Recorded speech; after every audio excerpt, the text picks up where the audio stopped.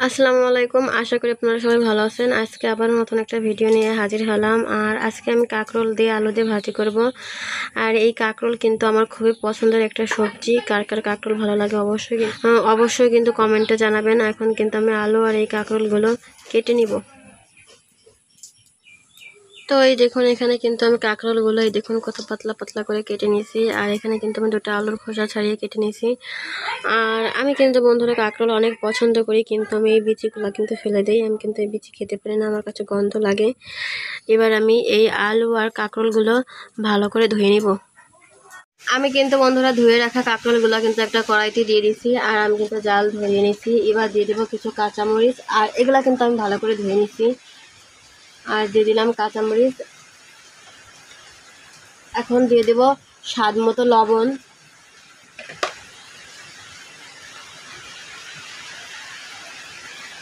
আর এখানে কিন্তু হাফ চামচের মতো হলুদের গুঁড়া দিয়ে দিলাম।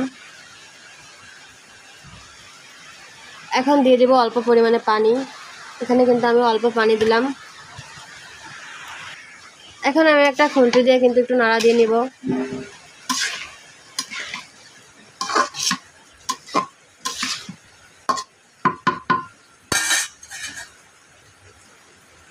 আর একটা ঢাকনা দিয়ে ঢেকে দিব। 3 মিনিট কিন্তু আমি আস্তে আস্তে রান্না করে নেব। ফিরে এলাম 3 মিনিট পরে। এবার আমি ঢাকনা নামিয়ে নিব।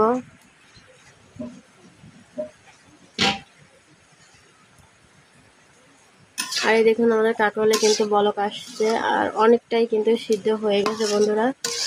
একটু নাড়া দিয়ে নিলাম। এবার আমি আবারও ঢাকনা দিয়ে ঢেকে দিব আর 2 মিনিট কিন্তু রান্না করে নেব। ফিরে এলাম 2 মিনিট পরে। এবার আমি ঢাকনা নামিয়ে নিব আর এবার একটু নাড়া দিয়ে দিব।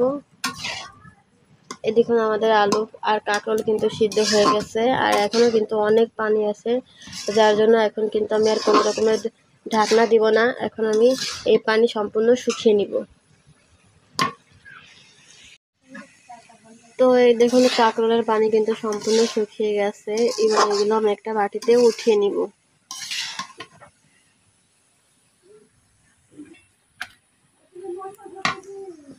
তো এই দেখুন বন্ধুরা, আমি কিন্তু একটা বাটিতে নামিয়ে নিয়েছি। আর এখানে কিন্তু চুলায় আমি কড়াই বসিয়ে দিয়েছি। আমাদের কড়াই কিন্তু গরম হয়ে গেছে। এবার দিয়ে দিব পরিমাণ মতো সয়াবিন তেল। আর আমি কিন্তু পরিমাণ মতো সয়াবিন তেল দিয়ে দিয়েছি। আর তেল কিন্তু একটু বেশি দিচ্ছি, তাহলে কিন্তু খেতে অনেক মজা লাগে। আর এখন দিয়ে দেবো পেঁয়াজ কুচি আর দিয়ে দেবো রসুন কুচি। এখানে কিন্তু আমি রসুন আর পেঁয়াজ কুচি দিয়ে দিচ্ছি। এবার এগুলো আমি লাল লাল করে ভেজে নিব। তো ফিরে এলাম কিছুক্ষণ পর। আর এই দেখুন, আমাদের ফোড়ানি কিন্তু লাল লাল করে একদম পোড়ানো হয়ে গেছে।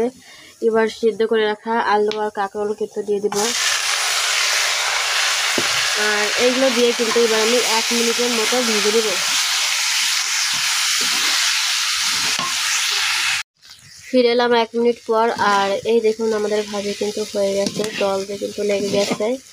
আর কোনো রকমের কিন্তু কোনো পানি নেই। এবার এগুলো আমি একটা বাটিতে উঠিয়ে নেব। তো এই দেখুন, আমি কিন্তু একটা বাটিতে নামিয়ে নিয়েছি বন্ধুরা। আর কালারটা দেখুন একদম সবুজ রয়েছে। আর এইভাবে কাঁকরোল ভাজি করলে কিন্তু আমার কাছে খেতে খুবই ভালো লাগে।